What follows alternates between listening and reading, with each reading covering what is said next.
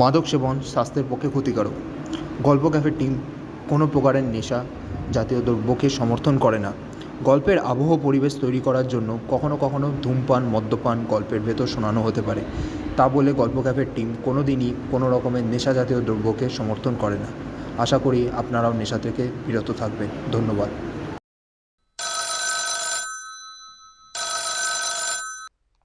Hello, detective Pankaj Bakshi বলছেন? আহা, detective না, মুস্তান বেশি।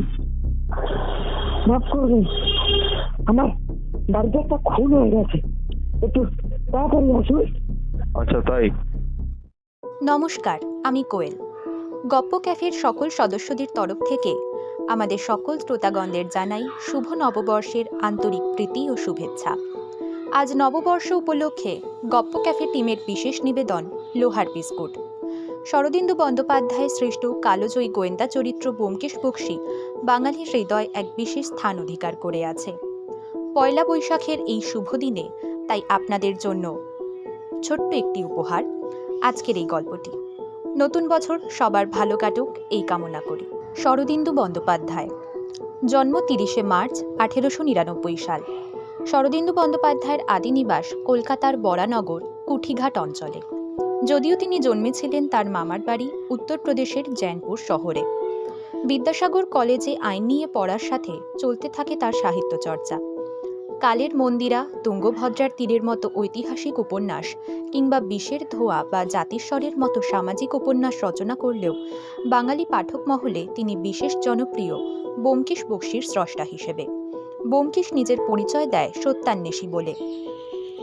ব্যোমকেশ ছাড়াও শরদিন্দু বন্দ্যোপাধ্যায়ের সৃষ্ট অন্যান্য জনপ্রিয় চরিত্রের মধ্যে রয়েছে ভূতান্বেষী বরদা এবং ছত্রপতি শিবাজীকে নিয়ে রচিত তার ঐতিহাসিক উপন্যাসগুলির নায়ক সদাশিব। শরদিন্দু বন্দ্যোপাধ্যায় নিজে বম্বে টকিজে কাজ করেছিলেন বহুদিন। তার রচিত বিভিন্ন গল্প উপন্যাস থেকে অনেক সিনেমা নির্মিত হয়েছে, যার মধ্যে ঝিন্দের বন্দি, চিড়িয়াখানা, দাদার কীর্তি এই নামগুলি আমাদের কাছে বিশেষ পরিচিত।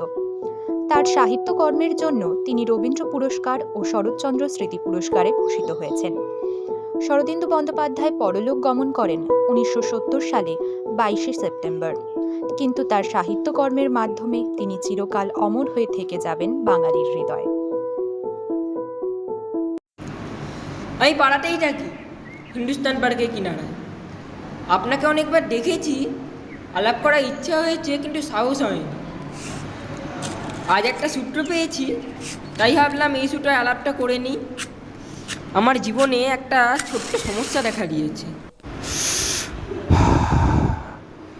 সমস্যা? কিসের সমস্যা? ব্যোমকেশ সিগারেটের কৌটোটা এগিয়ে দিয়ে বলল, বলুন বলুন, অনেকদিনও তো বস্তুর মুখ দর্শনও করিনি। গ্রীষ্মের একটি রবিবার সকালে ব্যোমকেশের কেয়াতলার বাড়িতে বসে কথা হচ্ছিল। কমলবাবুর চেহারা নাড়ুগোপালের মতো, কিন্তু মুখের ভাব চটপটে বুদ্ধি সমৃদ্ধ। তিনি হাসি মুখে সিগারেট নিয়ে ধরালেন, তারপর গল্প আরম্ভ করলেন। আমার নাম কমল কৃষ্ণ দাস। কাছেই কেন্দ্রীয় ব্যাংকের শাখা আছে, আমি সেখানকার ক্যাশিয়ার। বছর দেড়েক আগে পুরুলিয়া থেকে বদলি হয়ে এখানে এসেছি। কলকাতায় এসেই মুশকিলে পড়ে গেলাম, কোথাও বাসা খুঁজে পাই না। শেষ পর্যন্ত একটি লোক তার বাড়ির নিচের তলায় একটি ঘর ছেড়ে দিল। ফ্যামিলি আনা হলো না, স্ত্রী আর মেয়েকে পুরুলিয়ায় রেখে একলা বাসায় উঠলাম। বাড়িওয়ালার নাম অক্ষয় মণ্ডল। বাড়িটি দোতলা, নিচের তলায় দুটি ঘর, উপরে দুটি, যাতায়াতের রাস্তা আলাদা। অক্ষয় মণ্ডল দোতলায় একলা থাকে, কিন্তু তার কাছে লোকের যাতায়াত আছে। মিষ্টভাষী লোক, কিন্তু কি কাজ করে বুঝতে পারলাম না। মাঝে মাঝে আমার ঘরে এসে গল্প সল্প করত, কিন্তু আমাকে কোনো দিন দোতলায় ডাকত না। পড়শিদের সঙ্গে যাতায়াত ছিল না। আমাদের ব্যাংকে ওর একটা চালু খাতা ছিল। যাই হোক, এইভাবে কাটার পর একদিন একটা ছুটির দিন আমার অফিসের একজন সহকর্মী বন্ধুর বাড়িতে রাতে নিমন্ত্রণ ছিল। ফিরতে রাত হয়ে গেল। বাসায় ফিরে দেখি অক্ষয় মণ্ডল দোতলা থেকে নেমে এসে সিঁড়ির দরজায় তালা লাগাচ্ছে। তার পায়ের দুপাশে দুটি সুটকেস। বললাম, এ কি, এত রাতে কোথায় চললেন? আমায় দেখে অক্ষয় মণ্ডল কেমন হকচকিয়ে গেল। তারপর সুটকেস দুটো দু হাতে নিয়ে আমার কাছে এসে দাঁড়ালো, একটু গাঢ় গলায় বলল, কমলবাবু, আমাকে হঠাৎ বেরোতে হচ্ছে, হ্যাঁ, কবে ফিরবো ঠিক নেই। দেখলাম তার চোখ দুটো লাল হয়ে রয়েছে। বললাম, সে কি, কোথায় যাচ্ছ? তার মুখে হাসির মতো ভাব ফুটে উঠল। সে বলল, অনেক দূর, আচ্ছা চলি, হ্যাঁ তাহলে। আমি অবাক হয়ে দাঁড়িয়ে রইলাম। সে কয়েক পা গিয়ে থমকে দাঁড়ালো, তারপর ফিরে এসে বলল, কমলবাবু, আপনি সজ্জন ব্যক্তি, ব্যাংকে কাজ করেন, আপনাকে একটা কথা বলে যাই। 7 দিনের মধ্যে আমি যদি ফিরে না আসি, আমার পুরো বাড়িটা দখল করবেন। আপনাদের ব্যাংকে আমার একটা অ্যাকাউন্ট আছে, মাসে মাসে 150 টাকা করে ওই খাতায় জমা করে দেবেন। আচ্ছা তাহলে চলি, হ্যাঁ। অক্ষয় মণ্ডল চলে গেলেন। আমি স্তম্ভিত হয়ে কিছুক্ষণ দাঁড়িয়ে রইলাম। তারপর বিস্ময়ে চটকা ভেঙে খেয়াল হলো অক্ষয় মণ্ডল তার ডোরের চাবি আমাকে দিয়ে যায়নি। সে যা হোক, আজ তো বাড়িটা পাওয়া যেতে পারে এই আশায় মন উৎফুল্ল হয়ে উঠল। মনে হলো অক্ষয় মণ্ডল অগস্ত্য যাত্রায় করেছেন, আর শীঘ্রই ফিরবেন না। পরদিন সকালে গিন্নিকে চিঠি লিখলাম, সংসার ঘটিয়ে তৈরি থাকো, বাসা পাওয়ার সম্ভাবনা আছে। আশায় আশায় 2 দিন কেটে গেল। 3 দিনের দিন গন্ধ বেরোতে আরম্ভ করলো। বিকট গন্ধ, মরা পচা গন্ধ। গরমের দিনে মাছ মাংস পুচে গিয়ে যেরকম গন্ধ বেরোয় সেরকম গন্ধ। সন্দেহ হলো, পুলিশকে খবর দিলাম।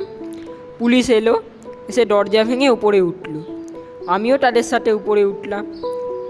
গিয়ে দেখি কি বিভৎস কাণ্ড! ঘরের মেঝের উপর একটা মরা হাত পা ছড়িয়ে পড়ে আছে, তার কপালে একটা ফুটো। সে রাত্রে আমি যখন নেমন্তন্ন খেতে গিয়েছিলাম, সেই সময় অক্ষয় মণ্ডল লোকটাকে গুলি করেছে। তারপর দামি জিনিসপত্র, টাকা কড়ি সুটকেসে পুড়ে নিয়ে কেটে পড়েছে। দেখতে দেখতে একপাল পুলিশ এসে বাড়ি ঘিরে ফেলল। লাশ ময়নাতদন্তে পাঠানো হলো। দারোগাবাবু আমাকে জেরা করলেন, তারপর খানা তল্লাশি আরম্ভ হলো। নিরপেক্ষ সাক্ষী হিসাবে পাড়ার একটি ভদ্রলোক এবং আমি সঙ্গে রইলাম। খানা তল্লাশে কিন্তু বিশেষ কিছু পাওয়া গেল না। কেবল একটা দেরাজের মধ্যে কয়েকটা লোহার পাত দিয়ে তৈরি কৌটোর মতো জিনিস পাওয়া গেল। সিগারেটের প্যাকেটে রুপোলি স্তবকের মতো যেমন সিগারেট মোড়া থাকে, অনেকটা সেই রকম লম্বাটে ধরনের স্তবক, খুব পাতলা লোহা দিয়ে তৈরি, কিন্তু তার অভ্যন্তরভাগ শূন্য। দারোগাবাবু সেগুলো নিয়ে চিন্তিতভাবে নাড়াচাড়া করলেন, কিন্তু হালকা লোহার মোড়ক কোন কাজে লাগে বোঝা গেল না। যা হোক, সেদিনকার মতো তদন্ত শেষ হলো, পুলিশে চলে গেল। আমার মনে কিন্তু অস্বস্তি লেগে রইল। 3-4 দিন পর থানায় গেলাম। সেখানে গিয়ে খবর পেলাম মৃত ব্যক্তির পরিচয় জানা গেছে। আঙুল আর ছাপ এবং অন্যান্য দৈহিক চিহ্ন থেকে প্রকাশ পেয়েছে যে মৃত ব্যক্তির নাম হরিহর সিংহ। দাগি আসামি ছিল, মাদকদ্রব্য এবং সোনার উপর চড়া কারবার করত। অক্ষয় মণ্ডলের সঙ্গে কোন সূত্রে তার যাতায়াত ছিল তা জানা যায়। অক্ষয় মণ্ডলের নামে হুলিয়া জারি হয়েছে, কিন্তু সে এখনও ধরা পড়ে, কর্পূরের মতো উবে গেছে। থানা থেকে ফেরার সময় ভয়ে ভয়ে প্রশ্ন করলাম, পুরো বাড়িটা তাহলে আমি দখল করতে পারি? স্বচ্ছন্দে। আসামি যখন ফেরার হওয়ার আগে আপনাকে তার বাড়ির হেফাজতে রেখে গেছে, তখন আপনি থাকবেন বই কি। তবে একটা কথা, যদি আসামি সারা শব্দ পান, তৎক্ষণাৎ থানায় খবর দেবেন। তারপর প্রায় বছরখানেক ভারী আরামে কেটেছে। স্ত্রী আর মেয়েকে নিয়ে এলাম। সারা বাড়িটা দখল করে দিব্যি হাত পা ছড়িয়ে বাস করছি। বাড়ির ভাড়া মাসে মাসে অক্ষয় মণ্ডলের খাতায় জমা করে দিই। তার টেবিল চেয়ার ইত্যাদি ব্যবহার করি বটে, কিন্তু আলমারির বাক্স কাবার হাত দিই না। পুলিশ খানা তল্লাশ করার পর যেমনটি ছিল তেমনই আছে। হঠাৎ মাস 2 আগে এক ফ্যাসাদ উপস্থিত হলো। সকালবেলা নিচের ঘরে বসে কাগজ পড়ছি, একজন অপরিচিত লোক এলো, তার সঙ্গে একটি স্ত্রীলোক। ভদ্র শ্রেণীর মধ্যবয়স্ক পুরুষ, স্ত্রীলোকটি সদভার। পুরুষ স্ত্রীলোকটির দিকে আঙুল দেখিয়ে বলল, এই যে মশাই, এ হচ্ছে অক্ষয় মণ্ডলের স্ত্রী, আমি ওর বড় ভাই। এতদিন আমি ওকে পুষেছি, কিন্তু আমার আর পোষার ক্ষমতা নেই। এবার ও স্বামীর বাড়ি থাকবে, আপনাকে বাড়ি ছেড়ে দিতে হবে মশাই। মাথায় বজ্রাঘাত, ফ্যাল করে চেয়ে রইলাম। তারপর বুদ্ধি গজাল, অক্ষয়বাবুর স্ত্রী আছেন, তা কোনোদিন শুনিনি। যদি আপনার এ কথা সত্যি হয়, আপনি আদালতে গিয়ে নিজের দাবি প্রমাণ করুন, তারপর দেখা যাবে। কিছুক্ষণ বকাবকি কথা কাটাকাটির পর তারা চলে গেল। আমার সন্দেহ হলো এরা ডগাবাজ জোচ্চোর, ছলছুট করে বাড়িটা দখল করে বসতে চায়। আজকাল বাসা বাড়ি যেরকম ভাড়া দাঁড়িয়েছে, ফোকটে বাড়ি পেলে কে ছাড়ে। থানায় গিয়ে খবরটা জানিয়ে এলাম। অক্ষয় মণ্ডলের স্ত্রী আছে কি না আমাদের জানা নেই, সে যা হোক, আবার যদি আসে ছলছুতো করে থানায় নিয়ে আসবেন। আমরা আপনার বাড়ির ওপর পাহারা বাড়িয়ে দিচ্ছি। আমার পিস্তল আছে, তাছাড়া একটা কুকুর পুষেছে, হিংস্র পাহাড়ি কুকুর, নাম ভুটো। আমার হাটে ছাড়া কারোর হাটে খায় না। আমি ব্যাংকে যাওয়ার সময় তার শেকল খুলে দিই, রাত্রে তাকে ছেড়ে দিই, সে বাড়ি পাহারা দেয়। ভুটো ছাড়া থাকতে বাড়িতে চোর ছাচ্চর ঢোকার ভয় নেই, ভুটোটাকে চিবিয়ে খেয়ে ফেলবে। তবু সেই ঘটনার পরে মনে একটা অস্বস্তি লেগে রইল। অক্ষয় মণ্ডল লোক ভালো, হয়তো নিজে আড়াল থেকে কোনো কুটিল খেলা খেলছে। দিন দশক পর একখানা বেনামি চিঠি পেল, পাড়া ছেড়ে চলে যাও, নইলে বিপদে পড়বে। পাড়া মানেই বাড়ি। থানায় গিয়ে চিঠি দেখালো। চেপে বসে থাকুন তো মশাই, নড়াচড়া করবেন না। আমরা আপনার বাড়ির উপর পাহারা বাড়িয়ে দিচ্ছি। তারপর থেকে 1.5 মাস আর কেউ আসেনি, পুরো চিঠিও পায়নি। এখন বেশ নিরাপদ বোধ করছি, কিন্তু একটি সমস্যার উদয় হয়েছে। এই সমস্যা সমাধানের জন্যই আপনার কাছে আসা। দারোগাবাবুর কাছে যেতে পারতাম, কিন্তু তিনি হয়তো এমন উপদেশ দিতেন যা আমাদের পছন্দ হতো না। ব্যাপারটা হচ্ছে, ব্যাংক থেকে আমার 1 মাসের ছুটি পাওনা হয়েছে। আমার স্ত্রীর সঙ্গে অনেক দিন থেকে এই তীর্থে যাওয়ার ইচ্ছে, হরিদ্বার, ঋষিকেশ এইসব। ব্যাংকের একটি সহকর্মী আমার সঙ্গে ছুটি নিয়ে কুন্ডু স্পেশাল বেড়াতে যাচ্ছে। আমাকেও তিনি সঙ্গে যাওয়ার জন্য চাপাচাপি করছেন। দল বেড়ে গেলে অনেক সুবিধে হয়। আমার স্ত্রী খুব উৎসাহিত হয়ে উঠেছে। আমার উৎসাহ কম নয়, কিন্তু যেতে হলে বাড়িতে তালা বন্ধ করে যেতে হবে। ফুটোকেও মাসখানেকের জন্য ক্যানেলে ভর্তি করে দিতে হবে, বাড়ি অরক্ষিত থাকবে। মনে করুন এই ফাঁকে অক্ষয় মণ্ডলের বউ মানে ওই স্ত্রীলোকটা যদি তালা ভেঙে বাড়িতে ঢুকে বাড়ি দখল করে বসে, তখন আমার কি হবে? অক্ষয় মণ্ডলের মৌখিক অনুমতি ছাড়া আমার কোনো হক নেই। তবে আমি দখলে আছি, আমাকে বেদখল করতে হলে ওদের আদালতে যেতে হবে। কিন্তু ওরা যদি দখল নিয়ে বসে, তখন আমি কোথায় যাব? এই আমার সমস্যা, জানতই ঘরোয়া সমস্যা, আপনার নিরীক্ষার উপযুক্ত নয়, তবু রড দেখা কলা গাছা 2 হবে, এই মতলবে আপনার কাছে এসেছি।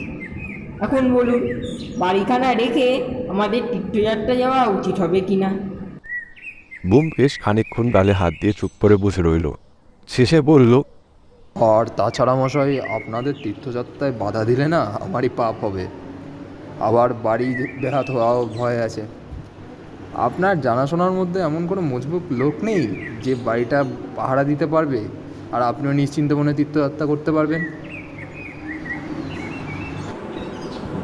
কই সেই রকম কাউকে দেখছি না। সকলেরই বাসা আছে, যাদের নেই তাদের বসাতে সাহস হয় না। শেষে খাল কেটে কুমিরান। চলুন আপনাদের বাড়িটাকে দেখে আসি। ব্যোমকেশ উঠে দাঁড়ালো। কমলবাবু উৎফুল্ল চোখে বললেন, যাবেন? কি সৌভাগ্য! চলুন চলুন, আমাদের বাড়িটা বেশি দূর নয়। বলছি একটু বসুন না, বেশি দূর না হলেও রোদ যা করা, তা একটা ছাতা নিয়ে আসি, একটু দাঁড়ান। ব্যোমকেশ ভেতরে গিয়ে ছাতা নিয়ে এলো। ছাতাটি ব্যোমকেশের বড্ড প্রিয়, অতিশয় জীর্ণ, লোহার বাট এবং কামানিতে মরচে ধরেছে,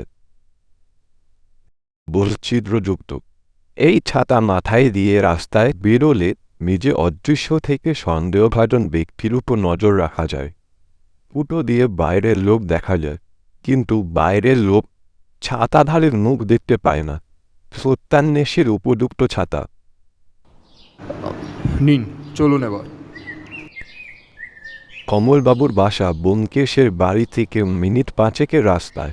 মাঝে মাঝে এ পথ দিয়ে যাওয়ার সময় বাড়িটি ব্যোমকেশের চোখে পড়েছে। ছোট দুতলা বাড়ি, কিন্তু একটি বিশেষত্বের জন্য দৃষ্টি আকর্ষণ করে।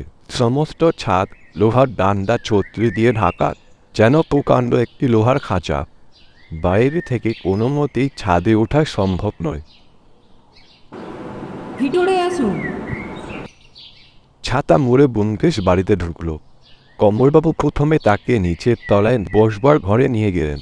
সেখানে একটি 17 ইঞ্চি ঢাকা তক্তাপোষ ও 2টি ক্যাম্বিসের চেয়ার ছাড়া বিশেষ কিছুই নেই। ব্যোমকেশ ঘরের চারিদিকে চোখ ফেরালো। সে যেন একটি সূত্র খুঁজছে, কিন্তু এই নগ্নপ্রায় ঘরে কোনো অঙ্গুলি নির্দেশ পাওয়া গেল না। সে বলল, বলছি কমলবাবু, নিচের তলায় একটা ঘর আছে না? আছে, ঘরটা অক্ষয় মণ্ডলের আমলে ব্যবহার হতো না। আমি ওটাকে রান্নাঘর করেছি, দেখবেন? দরকার নেই, আপনার স্ত্রী বোধহয় এখন রান্না বান্না করছেন। চলুন উপরের তলাটা আগে দেখে আসি। চলুন। ঘরের লাগোয়া একটি সরু বারান্দার শেষের ওপরে ওঠার সিঁড়ি। সিঁড়ির মাথায় দরজা। দরজার মাথার ওপরকার দেওয়ালে ঘোড়ার খুরের নালের মতো লোহার একটি জিনিস 3টি পেরেকের মাঝখানে আটকানো রয়েছে। ব্যোমকেশ সেই দিকে কিছুক্ষণ তাকিয়ে থেকে ছাতা তুলে সেই দিকে নির্দেশ করে বলল, বলছি ওটা কি? ওটা ঘোড়ার নাল। বিলিতি কুসংস্কার অনুযায়ী ডোরের মাথায় ঘোড়ার নাল টাঙিয়ে রাখলে নাকি অনেক টাকা হয়। ব্যোমকেশের ছাতার ডগা ঘোড়ার নালে আটকে গিয়েছিল। সেটি টেনে ছাড়িয়ে নিয়ে বলল, এই জিনিসটা কি আপনি লাগিয়েছেন? না, অক্ষয় মণ্ডলের আমল থেকেই আছে। ব্যোমকেশ ঘোড়ার নালের দিকে তাকিয়ে কেমন যেন স্বপ্নচ্ছন্ন হয়ে পড়ল। কমলবাবু ডাকলেন। ভিতরে আসুন। ঘরের ভেতর কমলবাবুর 10 বছরের মেয়ে মেঝেতে মাদুর পেতে লেখাপড়া করছিল। তার কাছে মাদুরের বাইরে একটি ভীষণ দর্শক কুকুর থাবা পেতে বসেছিল। ব্যোমকেশের পানে মনেহীন নীলাভ চোখ তুলে চাইল। কমলবাবু বললেন, খুকু, যাও তোমার মাকে চা তৈরি করতে বলো, আর কিছু ভাজাভুজি। ব্যোমকেশ একটু আপত্তি করলেন, কিন্তু কমলবাবু শুনলেন না। কুকুর নিচে গেল, ধূর্ত সঙ্গে সঙ্গে গেল। অতঃপর ব্যোমকেশ ঘরটি চক্ষু দিয়ে সমীক্ষা করে বললেন, বলি এ ঘরে কি অক্ষয় মণ্ডলের আরও কোনো আসবাবপত্র আছে, না এতটাই ছিল? ছিল, আমি পাশের ঘরে নিয়ে গেছি। খাট এবং ডেরাজোলা টেবিল, এই যে। পাশের ঘরটি অপেক্ষাকৃত বড়। জানলার দিকে খাট, অন্য কোণে টেবিল।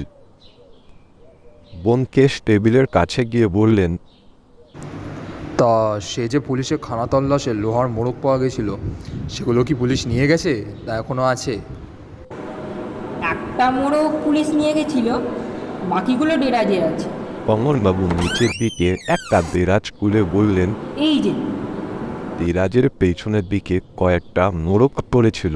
ব্যোমকেশ একটা বার করে নেড়ে ছেড়ে দেখল।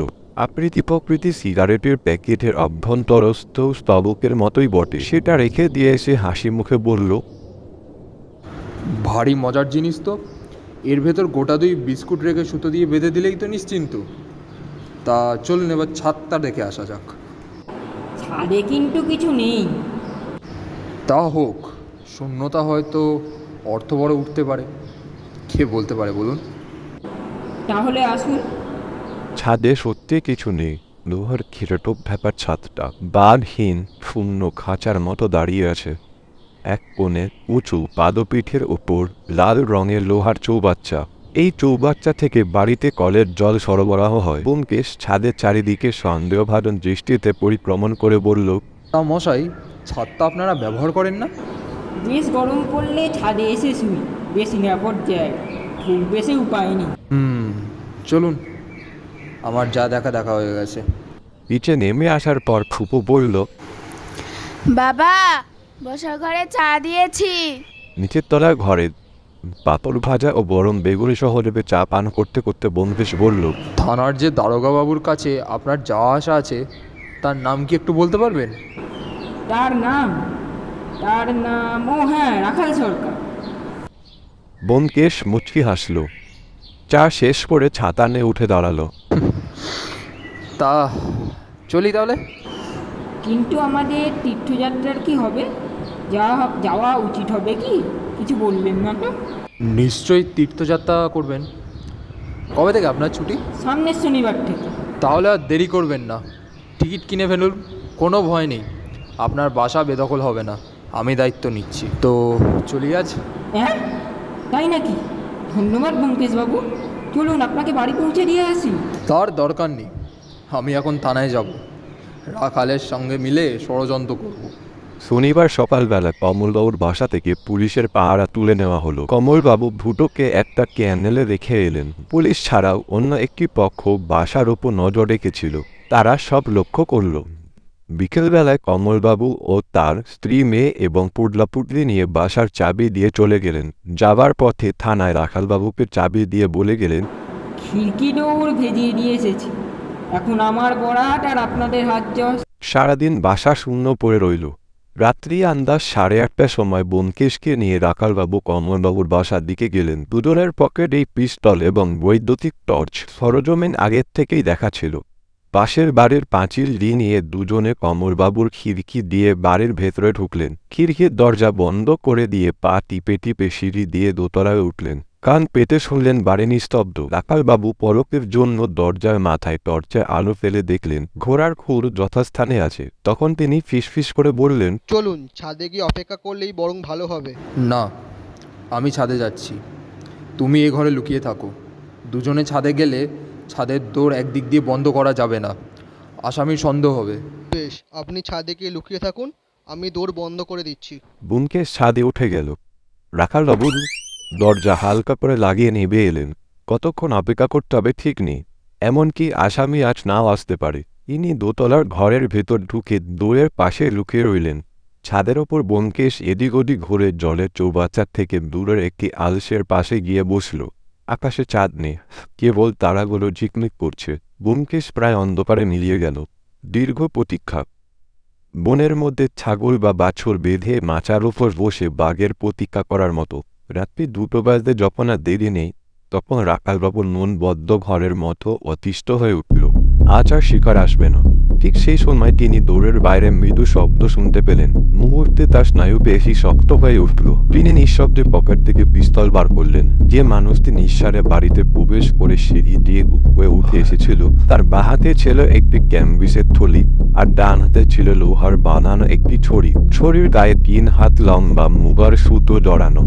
মাছ ধরা ছিপের গায়ে যেমন সুতো জড়ানো হয়, ঠিক সেই রকম। লোকটি দৌড়ের মাথা থেকে লাঠি বাড়িয়ে ঘোড়ার খুঁটটি নামিয়ে আনলো। তারপর মুগার সুতোর গলায় সেটি বেঁধে নিয়ে তেতলার ছাদে সিঁড়ি দিয়ে উঠে গেল। দুটি মানুষ যে বাড়ির 2 জায়গায় ওত পেতে আছে তা সে জানতে পারল না। ছাদের দরজায় একটু শব্দ শুনে ব্যোমকেশ সতর্ক হয়ে বসল। নক্ষত্রের আলোয় একটি ছায়ামূর্তি বেরিয়ে এলো। সোজা ট্যাঙ্কির কাছে গিয়ে আলসের ওপর উঠে ট্যাঙ্কির মাথায় চড়ে বসল। ধাতব শব্দ শোনা গেল। সে ট্যাঙ্কির ঢাকনা খুলে সরিয়ে রাখল। তারপর লোহায় আদায় সুতো বাঁধা ঘোড়ার নাড়টি জলের মধ্যে চুবিয়ে দিল। লোকটা যেন আবছা অন্ধকারে বসে ছিপ ফেলে চুনো মাছ ধরছে। ছিপ ডোবাচ্ছে আর তুলছে। মাছগুলো ব্যাগের মধ্যে পুরে আবার ছিপ ফেলছে। 20 মিনিট পর লোকটি মাছ ধরা শেষ করে ট্যাঙ্কি থেকে নামল। এক হাতে ব্যাগ, অন্য হাতে ছিপ নিয়ে যেই পা বাড়িয়েছে অমনি তার মুখের উপর দপ করে টর্চ জ্বলে উঠল। ব্যোমকেশের ব্যঙ্গ স্বর শোনা গেল। তা অক্ষয় মণ্ডল, কিরম মাছ ধরলে? অক্ষয় মণ্ডলের পরনে খাকি প্যান্ট ও হাফ শার্ট, কালো মুস্কো চেহারা। সে বিস্ফারিত চোখে চেয়ে আস্তে আস্তে থলিটি নামিয়ে রেখে ক্ষিপ্ত বেগে পকেটে হাত দিল। সঙ্গে সঙ্গে ব্যোমকেশের টর্চ গদার মতো তার চোয়ালে গিয়ে লাগলো। অক্ষয় মণ্ডল ছাদের ওপর চিতিয়ে পড়ল। রাখালবাবু নিচ থেকে উঠে এসেছিল।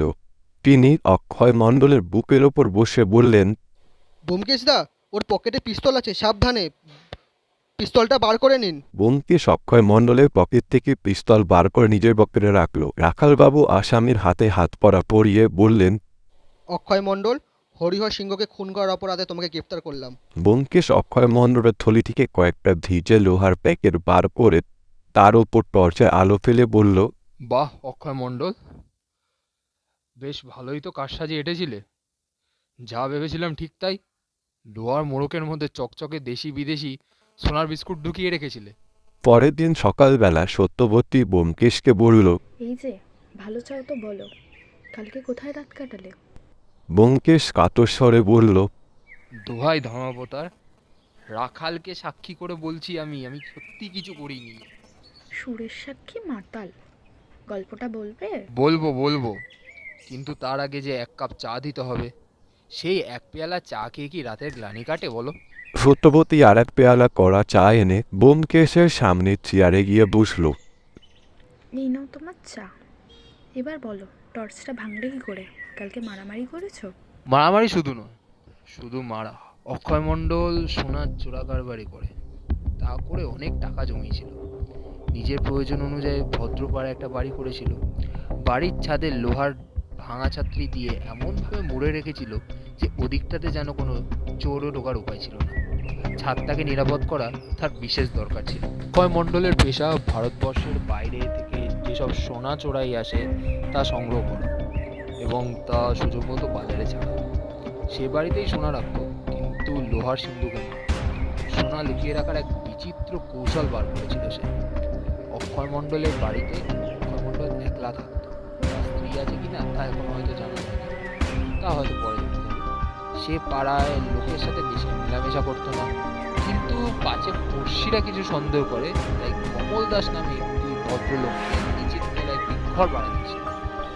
বাজারে সোনা ছাড়বার জন্য সে কয়েকজন লোক রেখেছিল। তাদের মধ্যে একজনের নাম ছিল হরিহর সিং। হরিহর সিং বোধহয় অক্ষয় মণ্ডলকে ফাঁকি দিচ্ছিল। একদিন দুজনের ঝগড়া হলো। তার আগে অক্ষয় মণ্ডল হরিহর সিংকে খুন করল। পর মাথা ঠান্ডা হলে তার ভাবনা হলো সে মরাটা নিয়ে কি করবে। একলা মানুষ, ভদ্রপাড়া থেকে তো মরা পাচার করা সহজ নয়, তাই না? সে স্থির করলো মরা থাক বাড়িতে যা সোনা আছে তা নিয়ে সে নিজে ডুবে মরবে। কিন্তু সব সোনা তো নিয়ে যেতে পারলো না। সোনা ধাতুটা বিলক্ষণ ভারী, লোহার চেয়েও সোনা ভারী। তোমরা স্ত্রী জাতিরা সারা গায়ে সোনার গয়না দিয়ে বেড়াও, কিন্তু সোনার ভার কত তা বলতে পারো না। 10 হাত কাপড়ের কাছা নেই। আচ্ছা, তারপর বলো। অক্ষয় মণ্ডল ডুবে মরবার কয়েকদিন পরে লাশ পুলিশ এলো, কিন্তু খুনের কিনারা হলো না। অক্ষয় মণ্ডল খুন করেছে তাদের তো কোনো সন্দেহ নেই, কিন্তু সে নিরুদ্দেশ। কমলবাবু সারা বাড়িটা দখল করে বসে। অক্ষয় মণ্ডল নিশ্চয়ই কলকাতায় কোথাও লুকিয়েছিল। কয়েক মাস চুপচাপ রইল, কিন্তু বাড়িতে যে সোনা লুকানো আছে সেগুলো তো সে সরাতে পারেনি। সেগুলো উদ্ধার করতে হবে, কাজটিও সহজ নয়। কমলবাবুর স্ত্রী এবং মেয়ে সর্বদা বাড়িতে থাকে। তাছাড়া একটি ভয়ঙ্কর হিংস্র কুকুর আছে। অক্ষয় মণ্ডল ভেবেচিন্তে এক ফন্দি বার করল। একটি স্ত্রীলোককে বউ সাজিয়ে এবং একটি পেটোয়া লোককে তার ভাই সাজিয়ে অক্ষয় মণ্ডল বাড়ি দখল করতে পারে। বউকে বাড়ি ছেড়ে দিতে হবে। অক্ষয় মণ্ডল ফেরারি খুনি হতে পারে, কিন্তু তার বউ তো আর কোনো অপরাধ করেনি। কমলবাবু কিন্তু শুনলেন না, তাদের হাঁটিয়ে দিলেন। অক্ষয় মণ্ডল তখন বেনামে চিঠি লিখে ভয় দেখালো, কিন্তু তাতেও কোনো ফল হলো না। কমলবাবু নড়লেন। অক্ষয় মণ্ডল তখন অন্য রাস্তা নিলেন। আমার বিশ্বাস ব্যাংকের যে সহকর্মীটি কমলবাবুকে তীর্থে যাওয়ার জন্য ভাগাচ্ছিলেন তার সঙ্গে অক্ষয় মণ্ডলের খুব ভাব আছে। 2-4 দিনের মধ্যেও যদি কমলবাবুকে সপরিবারে বাড়ি থেকে তফাৎ করা যায় তাহলেই তো অক্ষয় মণ্ডলের কার্যসিদ্ধি। কাজটা বেশ গুছিয়ে এনেছিল, কিন্তু একটা কারণে কমলবাবুর মনে খটকা লাগলো। বাড়ি যদি বেদখল হয়ে যায়। ইনি আমার কাছে পরামর্শ নিতে এলেন। তার গল্প শুনে আমার সন্দেহ হলো বাড়িটার উপর। আমি বাড়ি দেখতে গেলাম, দেখাই যাক না, অকস্তুলে গেলে অনেক চারা ইঙ্গিত পাওয়া যায়। গেলাম বাড়ি, পড়া রোদ ছিল, এই ছাতা নিয়ে গেছিলাম। দোতলায় উঠে দেখলাম দূরের মাথায় ঘোড়ার নালটা ঠিক 3টে পেরেকের মাঝখানে আলগাভাবে আটকানো রয়েছে। ঘোড়ার নালটা এক নজরে দেখলে ঘোড়ার নাল বলেই মনে হয় বটে, কিন্তু ঠিক যেন ঘোড়ার নাল নয়। আমি ছাতাটাকে সেদিকে বাড়িয়ে দিলাম, অমনি ছাতাটা আপনা থেকে গিয়ে ঘোড়ার নালের সাথে লেগে গেল। বুঝলাম ঠিকই সন্দেহ করেছিলাম, ঘোড়ার নাল নয়, বেশ শক্তিমান চুম্বক ছাতার লোহার বাট ধরে টান দিয়েছে। প্রশ্ন করে জানলাম চুম্বকটা অক্ষয় মণ্ডলের। মাথার মধ্যে চিন্তা ঘুরপাক খেতে লাগলো, কেন অক্ষয় মণ্ডল চুম্বক নিয়ে কি করে, দূরের মাথায় বা টাঙিয়ে রেখেছে কেন, যাতে মনে হয় ওটা ঘোড়ার নাল। মনে পড়ে গেল পুলিশের খানা তল্লাশে দেরাজের মধ্যে কয়েকটি লোহার মোড়ক পাওয়া গেছিল। রহস্যটা ক্রমশ পরিষ্কার হতে লাগলো। তারপর যখন ঘোড়ার টোপ থেকে ছাদে গিয়ে জলের ট্যাঙ্ক দেখলাম, তখন আর কিছুই বুঝতে বাকি রইল না। চুম্বক যতই জোরালো হোক, সোনা টানবার তো আর ক্ষমতা নেই। তাই সে সোনার বিস্কুট লোহার প্যাকেটে মুড়ে ট্যাঙ্কের জলে ফেলে দেয়। তারপর যেমন তেমন দরকার হয় ট্যাঙ্কের চুম্বকের ছিপ ফেলে জল থেকে মাছ তুলে আনে। হরিহর সিংহকে খুন করে পালাবার সময় সে সমস্ত সোনা নিয়ে পালাতে পারেনি, এখন বাকি সোনা উদ্ধার করতে চায়। পালাবার সময় সে ভাবেনি যে ব্যাপারটা এতটা জটিল হয়ে পড়বে। যাই হোক, সোনার সন্ধান পেলাম। সমুদ্রের তলায় শক্তির মধ্যে যেমন মুক্ত থাকে, ট্যাঙ্কের মধ্যে যে সেরকম সোনার বিস্কুট থাকবে তা হয়তো কোনোদিন ভাবিনি। কিন্তু কেবল সোনা উদ্ধার করলেই তো হবে না, খুনি আসামিকে ধরতে হবে। আমি কমলবাবুকে বললাম, আপনি সপরিবারে তীর্থযাত্রা করুন। তারপর রাখালের সঙ্গে পরামর্শ করে ফাঁদ পাতার ব্যবস্থা করলাম। কাল সকালে কমলবাবুরা তীর্থযাত্রা করলেন। বাড়ির ওপর অক্ষয় মণ্ডল নজর রেখেছিল, সে জানতে পারলো রাস্তা সাফ। কাল সন্ধ্যের পর রাখাল আর আমি বাড়িতে গিয়ে আড্ডা কাটলাম। কালই যে অক্ষয় মণ্ডল আসবে এতটা আশা করিনি, তবুও পাহারা দিতে হবে, বলা তো যায় না। রাত্রির দুটোয় শিকার ফাঁদে পা দিল। তারপর আর কি, টর্চের একটি ঘাই ধরাছাড়ি। তা কত সোনা পাওয়া গেল গো? 57টি সোনার মোড়ক, প্রত্যেকটি মোড়কের মধ্যে 2টি করে সোনার বিস্কুট। প্রত্যেকটি বিস্কুটের ওজন 50 গ্রাম। কত দাম হয় হিসাব করে দেখো তো। বুঝলাম।